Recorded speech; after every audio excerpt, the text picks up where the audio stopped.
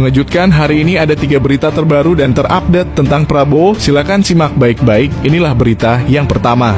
Kata Prabowo, kalau menteri dan wakil menteri tidak sepakat dengan saya, silakan mundur. Presiden Prabowo Subianto mempersilahkan menteri dan wakil menterinya untuk angkat kaki dari Kabinet Merah Putih apabila tak sependapat dengan dirinya. Itu ditegaskan Prabowo dalam pernyataannya saat memberi pembekalan kepada seluruh anggota Kabinet Merah Putih di Akademi Militer Magelang pada hari Jumat. Dalam pernyataannya, Prabowo dengan tegas melarang para menterinya untuk tak terlibat dalam kasus korupsi. Mereka diminta pandai menjaga diri dan tak mudah terbawa arus.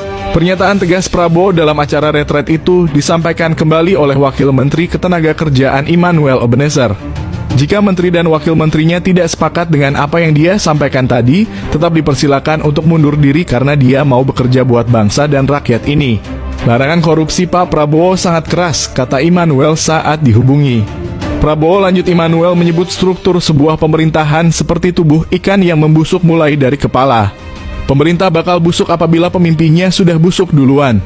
Prabowo berkomitmen untuk menjadi pemimpin yang baik, pemimpin yang diteladani seluruh bawahannya. Alhamdulillah pemimpinnya Pak Prabowo yang jaga hal itu. Saya akan mencontohkan, saya akan menjadi teladan. Kalaupun ada yang tidak sepakat dengan saya, keluar. Dalam kesempatan itu, Prabowo juga menekankan kesetiaan. Ia ingin para menteri Kabinet Merah Putih setia pada nilai, bukan kepada dirinya. Anda jangan setia kepada saya, tetapi kepada nilai. Dia lebih pada soal substansi kesetiaan itu. Ternyata dia sosok pemimpin yang tidak suka dikultuskan, kata Immanuel. Itulah berita yang pertama, sekarang Mimin akan bacakan berita yang kedua. Presiden sampaikan ke menteri tindak pejabat yang tak mau kerja keras, kata Prabowo copot. Presiden ke-8 Prabowo Subianto tegaskan kepada menteri untuk arahkan pejabatnya bekerja keras.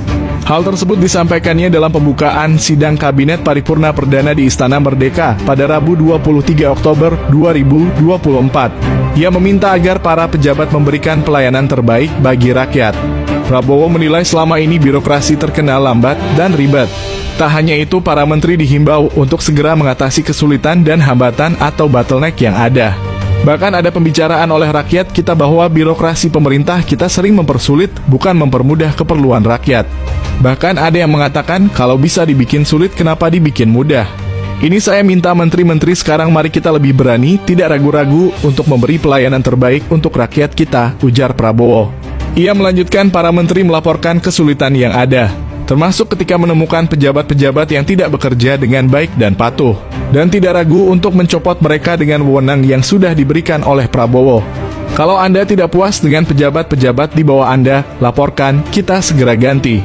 Begitu banyak orang yang mau mengabdi. Tidak ada orang di sini yang kebal, yang tidak patuh, tidak bekerja keras untuk bangsa dan negara dan rakyat. Saudara saya beri wewenang, copot dan suruh tinggal di rumah saja daripada bikin susah kita, tegasnya. Presiden ke-8 RI itu juga menekankan kepada para menteri untuk bekerja cepat membentuk program kerjanya. Saya beri kesempatan segera. Sewaktu-waktu akan saya panggil untuk koordinasi, kata Prabowo. Prabowo pun menekankan dirinya ingin salah satu program andalannya, yaitu makan bergizi gratis, untuk segera dieksekusi.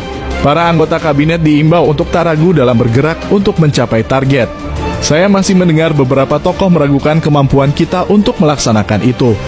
Saya tidak katakan bahwa ini bisa selesai dalam 1 minggu, 2 minggu, atau 3 bulan. Tidak ada di antara kita yang punya tongkat Nabi Sulaiman. Tapi kita bisa berhitung, kita bisa mengelola, kita bisa alokasi dana, kita bisa kerahkan sumber daya, kata dia. Bagi saya makan bergizi untuk anak-anak dan ibu hamil ini adalah strategi. Yang tidak mendukung hal ini silahkan keluar dari pemerintahan yang saya pimpin. Kita satu tim harus yakin semuanya ini bagian daripada kebangkitan bangsa Indonesia, tandasnya. Itulah berita yang kedua, sekarang Mimin akan bacakan berita yang ketiga. Pesan Presiden Prabowo terhadap jajaran menteri, beri pelayanan terbaik untuk rakyat. Presiden memberikan pesan kepada para jajaran menteri kabinetnya terkait pemberian layanan. Hal tersebut disampaikannya saat rapat perdana Kabinet Merah Putih pada Rabu 23 Oktober 2024. Hal tersebut dilandasi karena Presiden menilai bahwa sistem birokrasi selama ini berbelit, lambat, dan menyusahkan rakyat. Oleh sebab itu, ia menghimbau agar jajaran Menteri Kabinet Merah Putih untuk memperbaiki sistem birokrasi tersebut. Marilah kita jujur mengakui bahwa birokrasi di kita sangat terkenal ribetnya. Sangat terkenal lambatnya, kata Prabowo saat memimpin rapat Kabinet Perdana di Istana Merdeka, Jakarta Rabu 23 Oktober 2024. Bahkan ada pembicaraan oleh rakyat kita bahwa birokrasi pemerintah kita sering mempersulit, bukan mempermudah keperluan rakyat. Bahkan ada yang mengatakan kalau bisa dibikin sulit, kenapa dibikin mudah, imbuhnya. Prabowo meminta para menteri untuk tidak ragu memperbaiki kementerian yang dipimpinnya. Ini saya minta menteri-menteri sekarang, mari kita lebih berani, tidak ragu-ragu untuk memberi pelayanan terbaik untuk rakyat kita.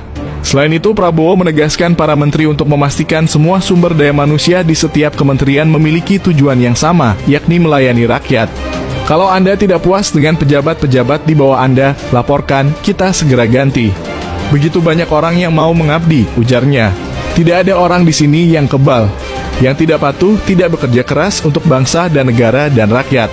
Saudara, saya beri wewenang copot dan suruh tinggal di rumah saja daripada menyusahkan kita, tegas Prabowo.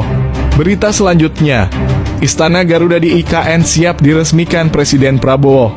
Wakil Menteri Pekerjaan Umum Diana Kusumastuti mengatakan jika Presiden Prabowo Subianto akan segera meresmikan gedung Istana Garuda di Ibu Kota Nusantara. Ia mengatakan Istana Garuda merupakan salah satu infrastruktur yang akan diresmikan Kepala Negara selama 100 hari pemerintahannya. Mungkin ada peresmian-peresmian yang sudah siap kita resmikan, kayak Istana Garuda, ujarnya kepada wartawan Kamis pekan ini. Selain itu, ia juga mengatakan jika Prabowo akan meresmikan sejumlah infrastruktur seperti waduk, pasar, hingga stadion. Juga ada waduk juga, kemudian ada pasar, kemudian juga ada stasiun yang sudah siap mungkin nanti kita resmikan, tambahnya.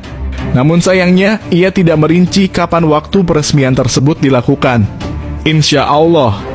Ya nunggu, jangan nanya sama saya waktunya, nanyanya sama Presiden, ucapnya.